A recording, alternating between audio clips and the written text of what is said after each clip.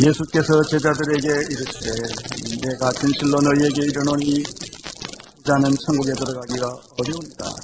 다시 너희에게 말하노니 약대가 바늘기로 들어가는 것이 부자가 하나님의 나라에 들어가는 것보다 쉬우니라 하신대.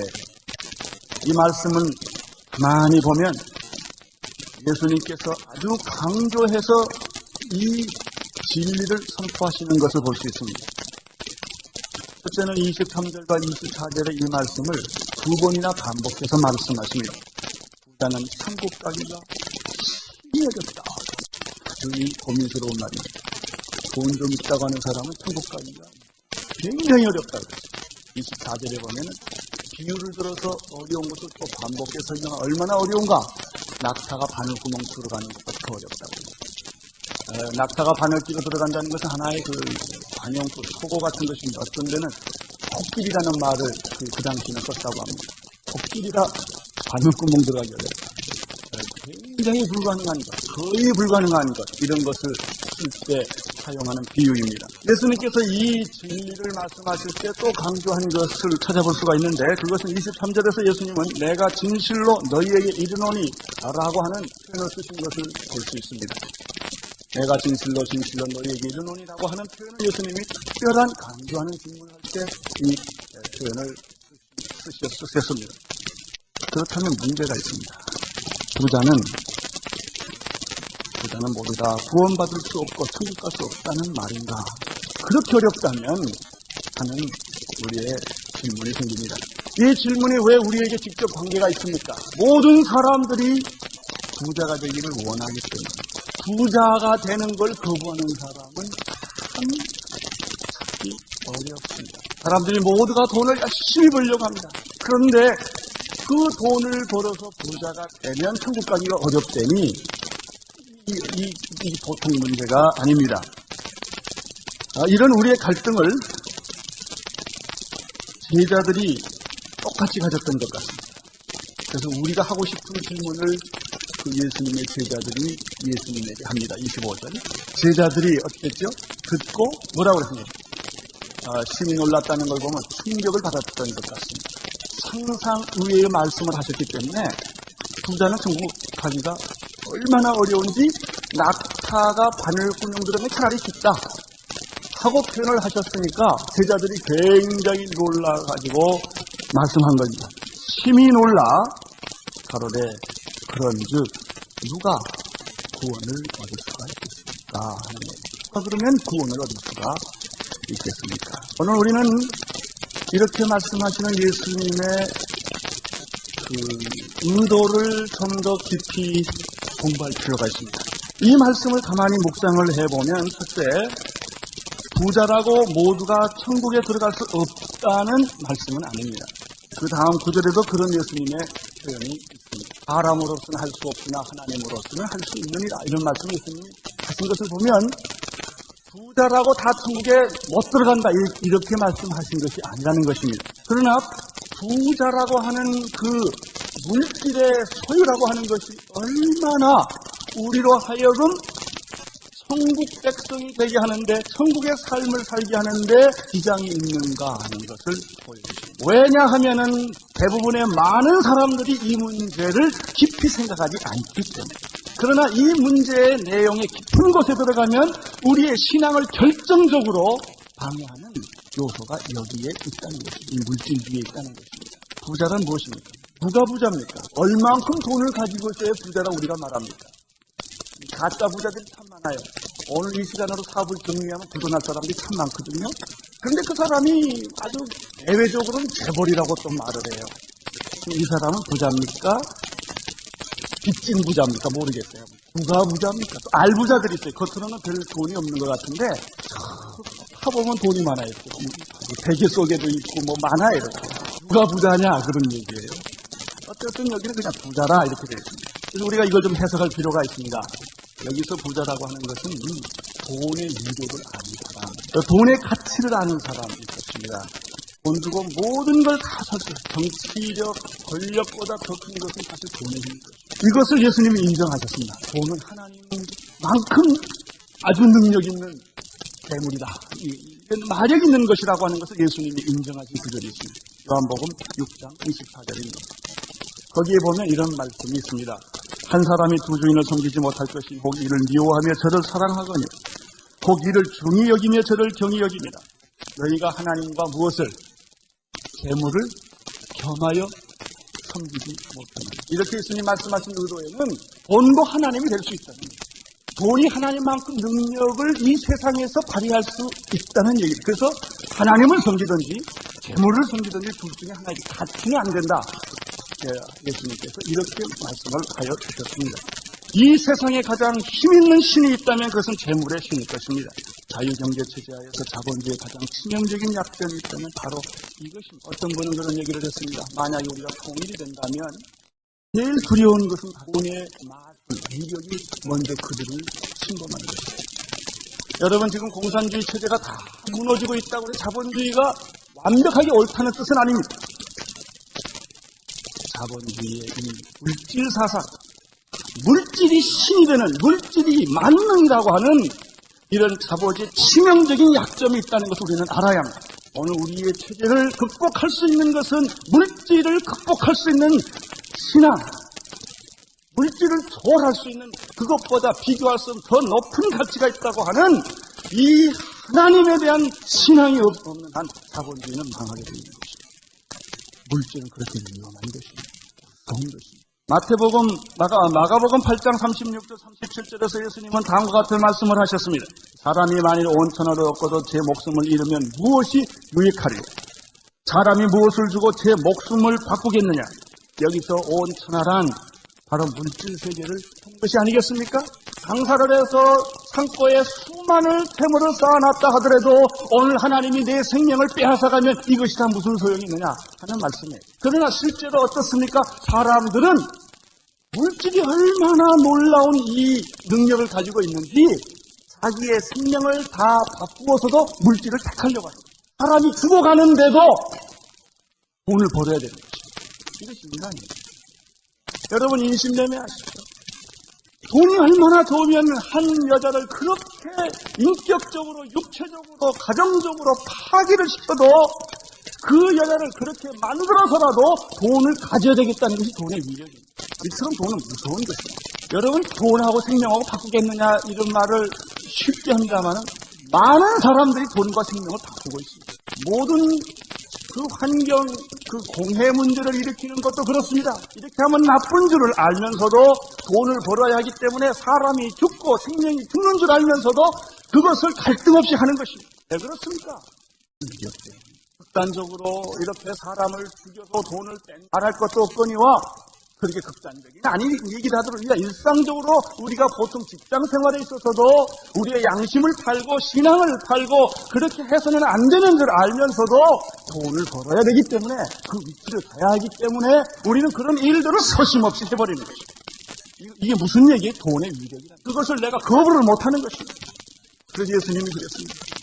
어떻게 물질이 생명하고 바꿀 수가 있겠느냐? 사람이 만일 온 천하도 얻고도 제 목숨을 잃으면 무엇이 유익하겠느냐? 이 말씀 무슨 뜻? 그럼에도 불구하고 인간은 끊임없이 목숨을 버리는 한이 있어도 물질을 투구하고 있다라는 그 얘기입니다. 그 현실이라는 얘기입니다. 디모데전서 5장 9절에서 10절에 보면 사도 바울은 디모데에게 다음과 같은 말을 했습니다.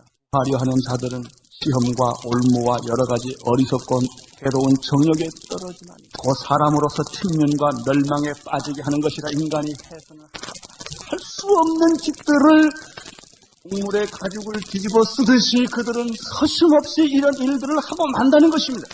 돈을 사랑한다고 하는 것은 돈은 좋은 것입니다. 귀한 것입니다. 필요한 것입니다. 능력 있는 것입니다. 우리는 돈을 잘 사용할 필요가 있습니다. 그러나 돈만을 사랑하게 될 때는 1만 가지의 악이 거기서 나온다고. 1만 악의 뿌리가 되나니 이것을 사모하는 자들은 미혹을 받아 믿음에서 떠나 많은 근심으로 자기를 찔렀느니라. 이런 것들이 오늘 이 세상의 철학인 것입니다. 이것이 이 세상의 지배 원리입니다. 이것이 이 세상의 모든 사람들이 가지고 있는 가치관인 것입니다. 또 예수 믿는다는 사람들도 교회 올 때는 일단 괜찮다가 교회 나가는 순간부터 그 질서 속에, 그 질서 속에, 그 인간관계 속에 사람들은 쉽게 젖어버립니다. 이것을 예수님께서 오늘 이 말씀을 통하여 통렬하게 아주 놀라운 영적인 통찰력으로 우리들에게 이 말씀을 지적해주고 있습니다. 그러면 오늘 예수님께서 말하는 물론 돈을 많이 가지고 있는 사람이겠죠. 이 청년. 영생에 대한 관심도 있겠죠. 청년처럼 그는 교회, 요즘 말로 교회도 열심히 나오고 남이 보기에는 누구보다도 모범적이고 누구보다도 헌신적이고 누구보다도 열심히 주님을 섬기는 사람이겠죠.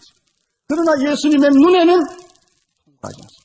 사람들은 속아 넘어갔지만 예수님은 속지를 않습니다. 그걸 나를 따라오려면 다 줘라. 예수님이 말씀하신 거예요. 부자란 돈이 많고 적고의 문제라기보다는 돈을 하나님처럼 생각하는 사람. 그는 돈의 가치를 최우선의 가치로 생각하는 사람. 그런데 자기가 자기의 부를 허물어뜨리지 않는 범위 안에서 그는 하나님을 잘 섬길 수가 있습니다. 정말 이 사람은 어디 가서나 얻어먹을 수 없는 사람은요. 자기 영혼이 하나님 앞에서 완전히 파산된 부도난 사람들은요. 영혼이 부도난 것처럼 자기가 주장했고 자기가 옳다고 생각했고 자기가 자랑할 만했고 자기가 내세울 만한 것들이 산산조각이 난 그런 상태. 있는 말씀처럼 어렵습니다. 하나님을 정말 신뢰할 수 있을까요? 이것을 예수님이 지금 말씀하신 거예요. 놀라운 사실은 돈을 가지고 있는 사람은 예수님도 돈으로 살 수 있다고 생각합니다. 구원도 돈으로 살 수 있다고 생각합니다. 내가 헌금 좀 하지, 개척교회 하나 지어주지. 이렇게 함으로 하나님이 이러면 나도 좀 다 봐줄 거야 라는 생각을 그가 은연중에 하게 되는 것입니다. 그것이 예수님이 지적한 무서운 함정이라고 지금 그 배경 밑에서 이야기를 하시는 거예요. 부자는 천국 가기가 참 어렵다.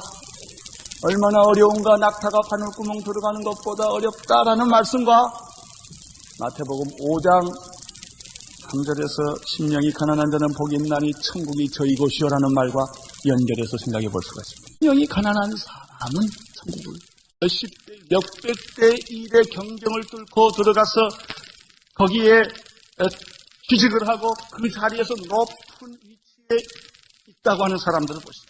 남보다 좋은 집을 살고 좀 더 많은 소유물을 가진 사람들을 보십시오. 그분들이 얼마나 사람이 뭐에 제일 겸손하기 어려우면 자기 전공이 제일 겸손하기. 전공에서만은 지고 싶은 마음이 없어요. 그래서 자기 같은 라이벌이나 전공에 있는 사람들은 좋은 줄 알면서도 칭찬을 절대 안 합니다. 어떻게 해서든지 그냥 긁어서 그냥 이렇게 안갓기를 발로 좀 밟고 싶은 거예요. 나중에는 돈의 싸움이 아니고 자존심의 싸움으로 들어갑니다. 오늘 이렇게 내가 당황합니다. 인들을 포기하고 그럼 하나님에 대한 갈증이 있습니까? 하나님에 대한 목마름이 있습니까? 그분을 알고 싶은 그 강렬한 마음이 있습니까? 여러분, 돈의 노예가 된 사람들이 있습니다. 부활한 사람들은 자기 자신이 돈의 노예가 되었다는 사실을 숨기고 또 삽니다. 그 사람은.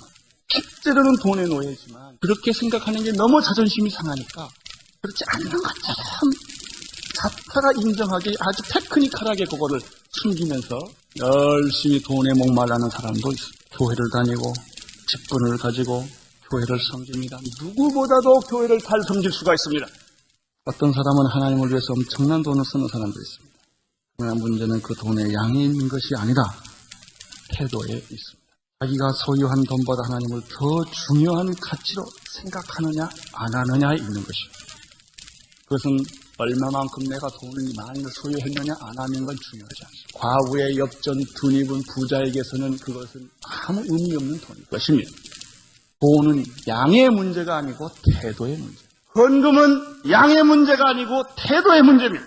그 헌금에 눈물이 있는가, 감사가 있는가, 참으로 신앙 고백이 있는가 하는 것입니다. 우리는 오늘 예수님께서 말씀하신 대로 부자가 천국 가는 것이 약대가 바늘귀로 들어가는 것보다 어렵다고 말씀하신 그 뜻을 오늘 우리는 이런 시각에서 이해할 수가 있습니다. 충격을 받은 제자들에게 예수님은 26절에서 굉장히 놀라운 대답을 하여 주셨습니다. 26절 같이 읽겠습니다. 시작. 예수께서 저희를 보시며 가라사대 네 사람으로서는 할 수 없으되 하나님으로서는 다 할 수 있느니라. 이 말씀은 제자들의 충격적인 그런 충격을 느끼고 질문한 거기에 대한 해답도 되지만, 이 말씀은 또 다른 여러 가지 일반적인 그 원칙에 있어서도 적용되는 말씀입니다. 사람으로서는 할 수 없으되 하나님으로는 할 수 있다. 사람은 불가능하지만 하나님은 할 수 있느니라. 이 말씀의 뜻은 인간의 본질로 보면, 인간의 내면성의 그 본성으로 보면 돈의 유혹과 위력에서 벗어날 인간은 하나도 없다는 것입니다. 마치 이것은 자기 힘으로 구원받을 수 있는 인간이 지상에 하나도 없는 것처럼, 돈 맛을 알고 돈의 위력을 아는 사람은 그 돈의 위력에서 벗어날 길이 없다는 것입니다. 사람으로서는 할 수 없다는 뜻이 그 뜻입니다. 여러분이 수양을 하고 도덕을 가지고 윤리를 가지고 아무리 해도 여기서 벗어나기가 인간으로서는 어렵다, 그런 뜻입니다. 그러나 하나님으로서 할 수 있다는 뜻은 무엇입니까? 하나님으로서는 할 수 있다는 뜻은, 그럼에도 불구하고 어떤 부자들 가운데 하나님의 성령이 임하여 그 머리에 기름이 부어져서 하나님의 성령의 역사가 일어나면 그러지 않을 수가 있다는 것입니다. 그런 돈의 위력과 유혹에서부터 벗어날 수 있다는 예수님의 말씀입니다. 아무리 그 사람에게 하나님이 재물을 주어서 또 그 사람이 돈을 사용해 보니까 굉장히 참 위력이 있어요. 어떤 사람 그러잖아요.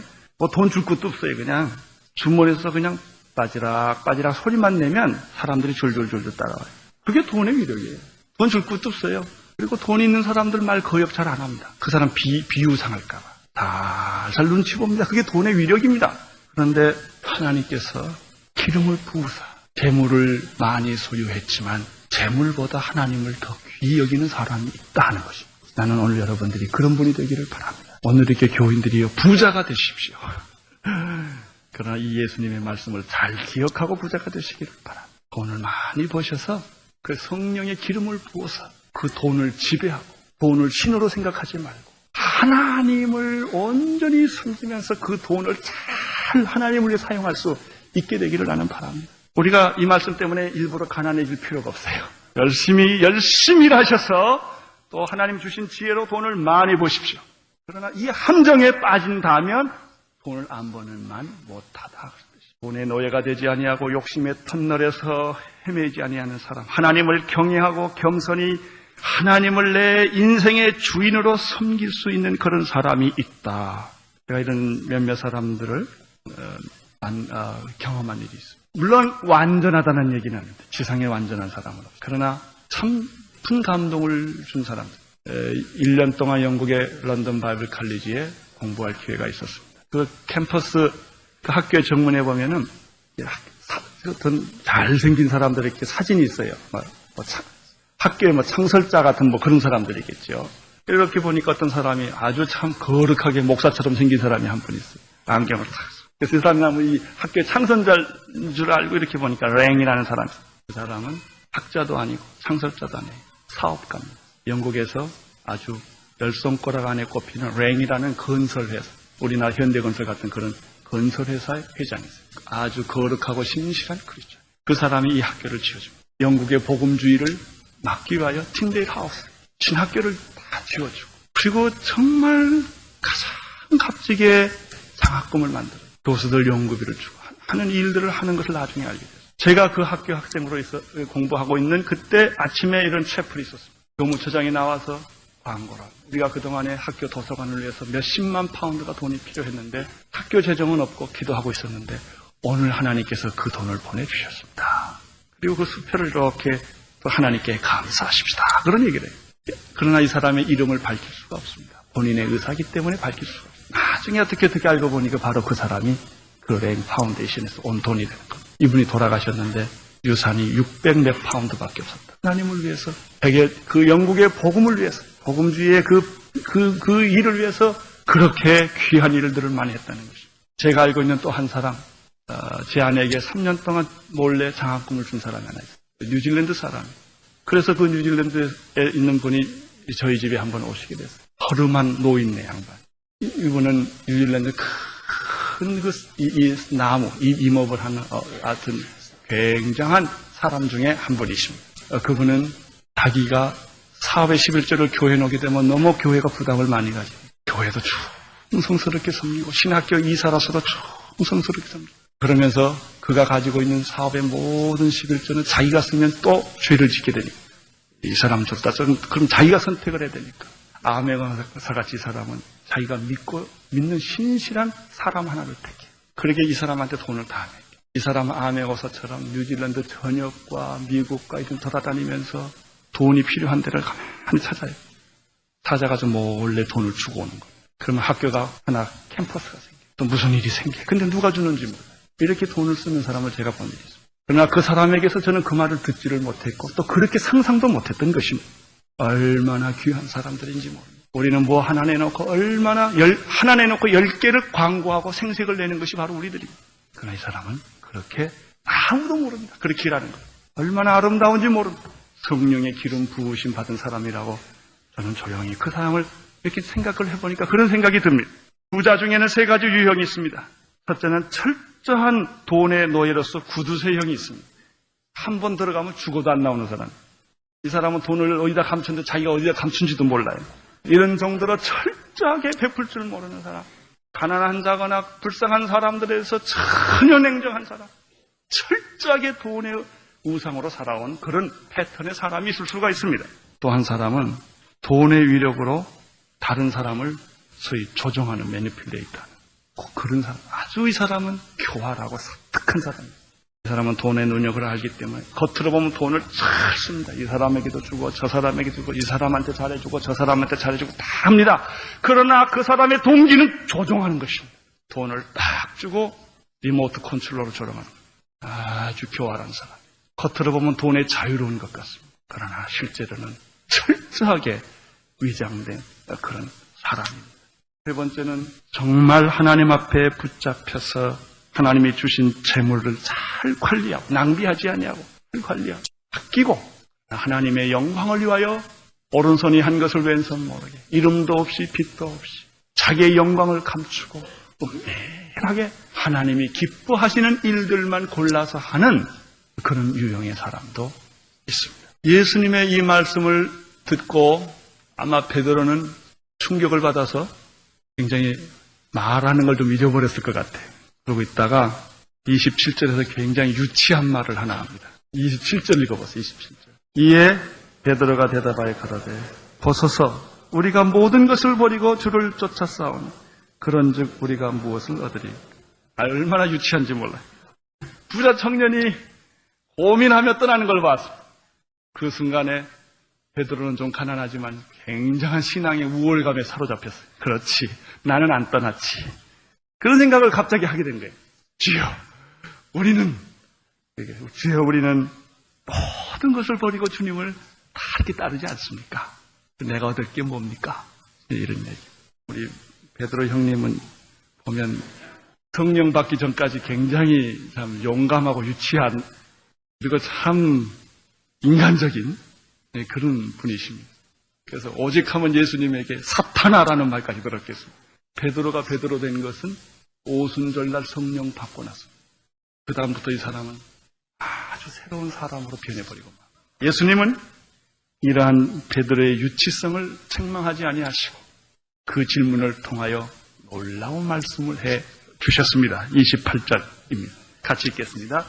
예수께서 가라사대 내가 진실로 진게 이르노니 세상이 새롭게 되어 인자가 자기의 영광의 보좌에 앉을 때 나를 쫓는 너희도 12보좌에 앉아 이스라엘 12지파를 심판하리라. 할렐루야.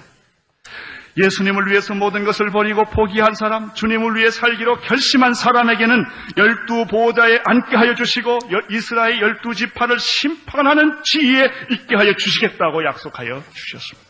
얼마나 놀라운 축복입니다. 마태복음 5장 11절 12절에 보면 나를 인하여 너희를 욕하고 핍박하고 거짓으로 너희를 거스려 모든 악한 말을 할 때는 너희에게 복이 있나니 기뻐하고 즐거워하라. 하늘에서 너희의 상급이 크니라. 할렐루야. 심령이 가난한 사람, 애통한 사람, 비록 물질의 부여와 세상의 권력과 지위와 명성은 없을지라도 세상적으로는 그가 박수받고 있는 사람이 아닐지 모르지만은 주님을 위해서 자기의 삶을 헌신한 사람, 모든 것을 버리고 주님을 쫓은 사람에게는 인자가 자기 영광의 보좌 위에 앉을 때 예수님과 똑같이 그러한 축복을 주신다. 12 보좌에 앉히시며 하늘의 영광과 특권을 누리게 하여 주실 뿐만 아니라 심판하는 그런 자리에까지 우리를 인도해 주시겠다. 할렐루야. 여러분, 바로 이것이 이 세상의 가난함이 하나님 나라의 부요함이요, 세상의 비천함이, 그리고 세상의 고난이 하늘나라의 풍성함이라는 것을 보여주는 말씀. 여러분은 무엇을 택하시겠습니까? 세상에서 부요하게 사시고 하늘나라에 가서는 비참하시겠습니까?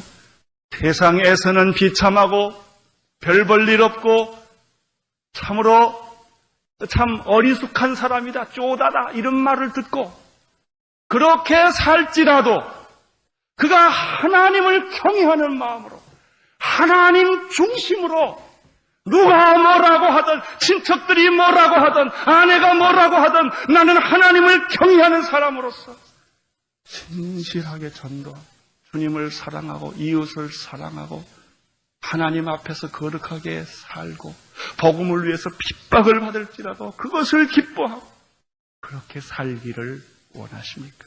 29절에 예수님은 또 한 가지 말씀을 하여 주셨습니다. 29절, 또 내 이름을 위하여 집이나 형제나 자매나 부모나 자식이나 전터를 벌인 자마다 여러 배를 받고 또 영생을 상속하리라. 어떤 사람은 이 말을 악용하는 사람이 있어요.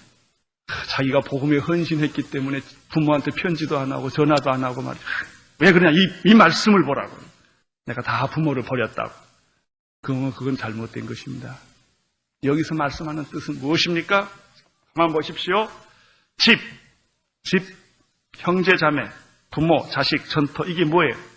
우리 보통 사람들이 세상을 살아가면서 굉장히 중요하게 여기는 주제들이 아닙니까? 집 한 칸 얻기 위하여 우리가 얼마나 고생을 합니까? 아파트 추첨 하나를 하기, 그거 힘이 쌍곡선이 벌어지지 않습니까? 집의 문제예요. 집을 하나 소유하고 싶으니까. 어떤 사람은 핏줄에 아주 강한 사람들이 있어요. 자기 식구면 죽어 못 사는 사람들이 있어요. 타든에 8천까지 다 끼고 사는 사람들. 이 사람이 자기 가족은 죽어라고 사랑하고 반대로 자기 가족 아닌 사람들은 아주 그냥 무참하게 다 잘라버린 사람들. 네 자식, 형제, 자매, 부모, 자식, 이 개념, 또 전토, 땅, 이 개념들은 뭐예요? 내가 세상에서 굉장히 소중하게 여기는 주제들이에요. 이런 주제들을 다 버리고 내가 주님을 위해 내 인생을 살 수 있도록 내 삶을 결정하는 그 헌신, 그 삶의 헌신을 의미하는 것입니다. 그런 사람에게는 내가 포기한 것과 비교할 수 없는 여러 배의 축복과 보상을 받을 것이고 영생을 상속하게 될 것이다. 과연 나는 이런 것들을 담대하게 포기할 수가 있겠는가?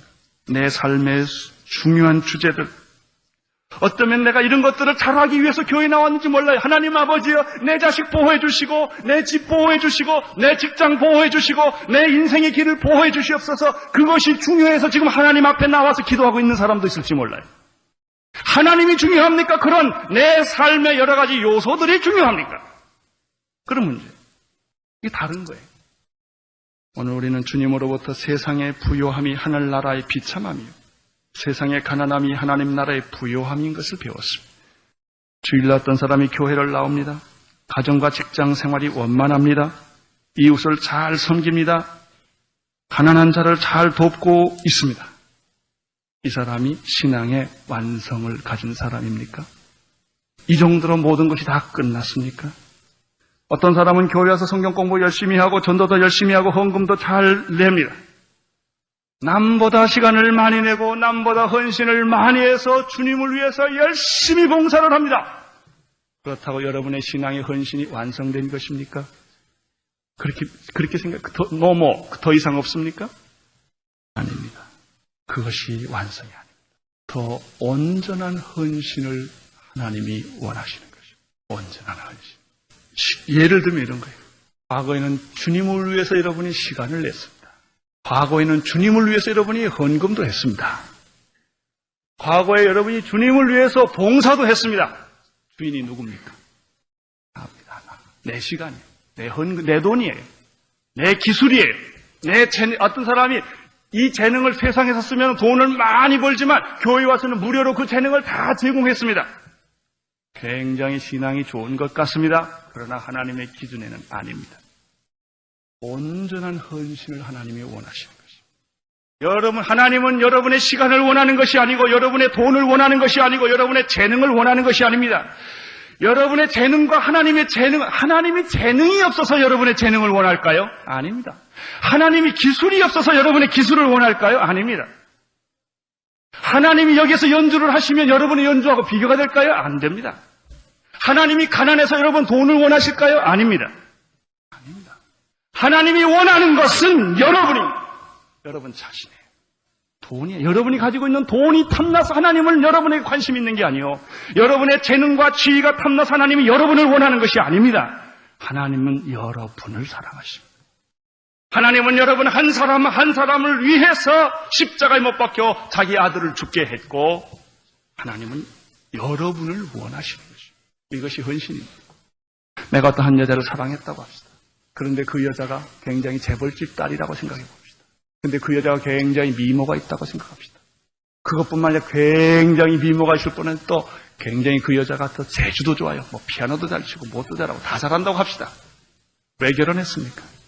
그 여자가 좋아서 결혼해야만 합니다. 그 여자가 참 좋은데 그 여자가 그런 가지고 있는 것들이 있다. 그건 더 좋은 일이죠. 그거 더 잘 사용해서 더 좋은 일 많이 하면 얼마나 좋은, 난 그런 거 아주 좋아합니다. 더 좋은 거예요, 그거다. 그러나 내가 그 여자의 돈을, 재벌집 딸이니까 돈이 있어서 그 여자를 사랑했다면 큰일입니다. 그 여자가 재주가 좋아서 사랑했다면 큰일입니다. 그 여자가 좋아서 결혼해야 합니다.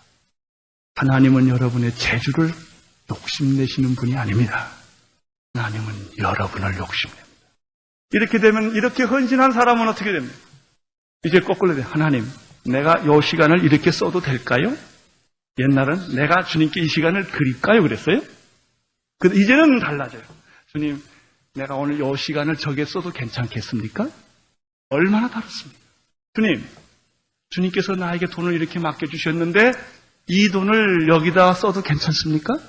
이것이 온전히 헌신한 사람의 태도입니다. 내가 좀 헌금을 해볼까? 줄까 말까? 그래서 내 말 좀 잘 듣고 표정이 좋으면 주고 좀 떨떠름하게 하면 관둬라 탁 잃어버리는 거예요? 이건 헌신 아닙니다. 내가 봉사 좀 할까 말까? 기분 나쁘니까 안 해. 안 가. 이런 사람 없습니까? 유연주력교 봉사하다가 성가대 봉사하다가 무슨 위원회에서 봉사하다가 기분 나빠 샹 그만둬. 이런 사람 없어요? 그건 헌신 아닙니다. 내가 분명 헌신 아니에요. 그런 건 헌신 아니에요. 그건 헌신 아닙니다. 그런 헌신 백날 해봐야 하나님 받지 않습니다. 그건 내게 아닙니다. 싫던 좋던 주님이 내게 맡겨주시니 내가 이걸 할까요? 주님이 하라고 하니까 하는 겁니다. 주님이 시키니까 하는 것입니다. 얼마나 차이가 있습니까? 어떤 사람 교회 나와주는 사람이 있어요. 그래 내가 다 주지. 하나님이 받으시겠어요? 그 예배를 받으시겠어요? 그 기도를 받으시겠어요? 주야로 주의 손이 나를 누르시오니 그런 헌신 안 받습니다. 그런 헌금 안 받습니다. 그런 시간 안 받습니다. 교만한 사람의 헌신 받지 않습니다. 그래서 예수님이 마지막으로 이런 경고를 우리에게 하신 것입니다. 30절 읽어주세요. 그렇습니다. 그렇기 때문에 먼저 됐다고 생각하는 사람이 나중되고 별 볼 일 없다고 생각했던 사람이 어느 때 보니까 신앙적으로 성숙해져 있는 것을 발견하게 될 것이다. 여러분은 먼저 된 자입니까? 나중된 자입니까? 주님은 여러분 자신이 하나님 앞에 헌신된 사람이 되기를 바라십니다. 12 보좌 위에 여러분을 앉히시고 영광 가운데 오시는 주님의 심판날에 여러분과 함께 심판하시기를 원하시며 여러분이 포기하고 헌신한 것보다 비교할 수 없는 엄청난 하늘의 축복으로 여러분을 축복해 주시기를 원하시며 영생을 상속하시기를 원하십니다. 기도하겠습니다. 하나님 아버지, 우리를 주님 앞에 온전히 헌신하고 싶습니다. 모든 것을 버리고 주님을 따랐던 제자들처럼 우리도 주님을 따르기를 원합니다. 내 일터에서, 내 직장에서, 내 가정에서, 내가 처한 상황에서 우리 주님이 주인이신 것을 고백합니다. 우리 가정의 주인은 예수 그리스도시요, 우리 교회의 주인은 예수 그리스도시요, 내 삶의 주인은 예수 그리스도이신 것을 고백합니다. 주여 홀로 영광을 받아 주시옵소서. 우리 조용한 이 시간, 이 3분 동안 주님 나를 받아 주시옵소서. 오 주여, 내가 주님 앞에 참으로 헌신한 자가 되기를 원합니다. 여러분 각자 하나님 앞에 조용히 기도하시기를 원합니다. 오 주여 영광을 받아, 오 주여 하나님 영광을 받아 성도들로 하여 주님을 섬기며 따라가며 주님을 위해서 일하는 그런 아름다운 축복들을 물 붓듯이 부어주시기를 원합니다. 이 부자 청년은 예수님으로부터 근심하며 일어났습니다. 우리의 마음속에 이 시간에 성령의 조명을, 빛을 비추어 주셔서 하나님 아버지, 이 시간에 우리의 심령 깊은 곳에 성령의 빛이 비추어 주셔서 우리 속에 숨은 모든 것들이 다 드러나게 해주시고 온전히 주님을 갈망하고 눈물을 흘리면서 하나님에 대한 목마름을 갖게 하여 주시옵시고 주님을 사랑하게 하여 주옵소서. 예수님 이름으로 기도드립니다.